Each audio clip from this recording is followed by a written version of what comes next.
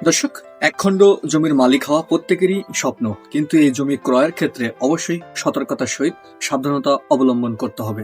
জমি ক্রয়ের ক্ষেত্রে ক্রেতাকে অবশ্যই নকশা এবং খতিয়ানের সাথে মিলিয়ে দেখতে হবে।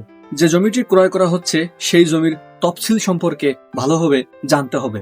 প্রযোজ্য ক্ষেত্রে জমির মূল সিএস, এসএ এবং বিআরএস পর্যায়ক্রমে সেগুলো মিলিয়ে দেখতে হবে। যদি বিক্রেতা ক্রয় সূত্রে মালিক হয়ে থাকে তাহলে সেই ক্রয় সূত্র সম্পর্কে বিস্তারিত জানতে হবে। বিক্রেতা যদি উত্তরাধিকার সম্পর্কে মালিক হয়ে থাকে তাহলে অবশ্যই পূর্বের মালিকানা ক্রমান্বয়ে মিলাতে হবে। উত্তরাধিকার সূত্রে প্রাপ্ত জমির ক্ষেত্রে ফারায়েস বা বন্টন যেটি রয়েছে সেটি ভালোভাবে যাচাই করতে হবে।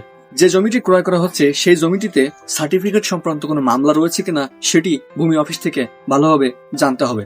জমিটি সরকারি খাস কিনা সেটি ভালোভাবে জানতে হবে ভূমি অফিস থেকে। ওই জমিতে কোনো মামলা মোকদ্দমা রয়েছে কিনা সেটিও ভূমি অফিস থেকে জেনে নিতে হবে।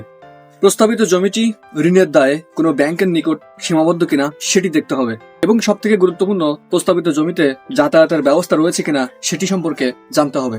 জমিটি বিক্রেতা কোনো অ্যাটর্নি বা আমোক্তারনামা নিয়োগ করেছে কিনা সেটিও জানতে হবে।